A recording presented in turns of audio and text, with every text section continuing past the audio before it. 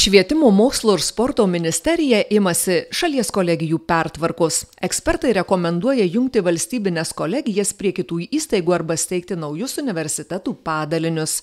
Marijampolės kolegiją planuojama prijungti prie Mykolo Romerio universiteto. Marijampolės kolegijos direktorės teigimu, šis žingsnis pagerins studijų kokybę ir specialistų rengimą. Stojimas į kolegijas ir universitetus realiai bus visiškai sulygintas. Tai tokiu būdu, jeigu studentas gebės įstoti į universitetinės studijas ir jas pasibaigti, tai mes puikiai įsivaizduojam, kad jie pabaigs universitetinį bakalaurą.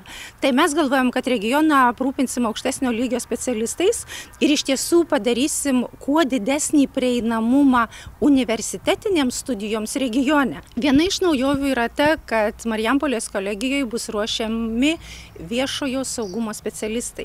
Mes būsime vieninteliai Lietuvoje vykdantys kolegines studijas ir yra planuojama, kad per metus bus priimama ir tuo pačiu valstybės užsakymas bus nuo 100 iki 150 studentų. Ateina visiškai naujos studijų programos universitetinės, tai jau esame sutarę su universitetu, kad iš tiesų bus vykdomos psichologijos studijos ir pavyzdžiui teisės krypties studijos, kurios šiuo metu buvo koleginio lygio, jos taps universitetinio lygio. Dar viena sujungimo nauda – Marijampolėje padaugės mokslinį laipsnį turinčių dėstytojų, o tai lems aukštesnę studijų kokybę.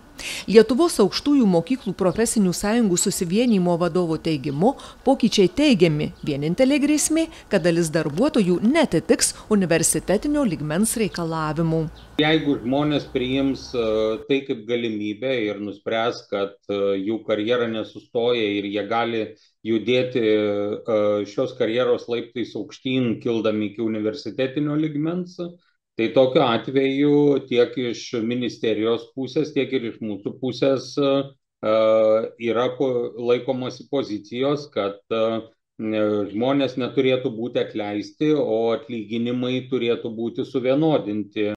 Profsąjungos vadovo žiniomis Marijampolės kolegijoje vidutinis atlyginimas neatskaičius mokesčių apie 990 eurų. Mykolo Romerio universitete 1700. Marijampolės kolegijai tapus Mykolo Romerio universiteto padaliniu atsiras naujų studijų programų, bus atnaujinta studijų bazė, pastatai.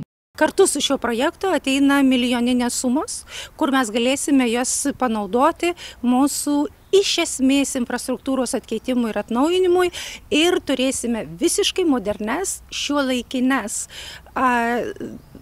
sąlygas ir galimybės studentams. Marijampolės miestui aš matyčiau neblogas perspektyvas, vis dėlto stiprinama yra viešo saugumo sritis, kas yra aktualu visam Marijampolės regionui.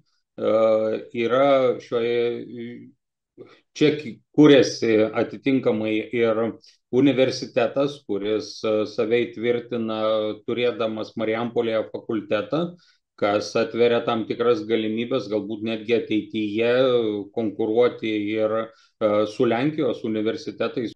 Valstybinių kolegijų tinklą numatoma atnaujinti iki 2024-2025 mokslo metų pradžios. Šiam žingsniui dar turi pritarti Seimas.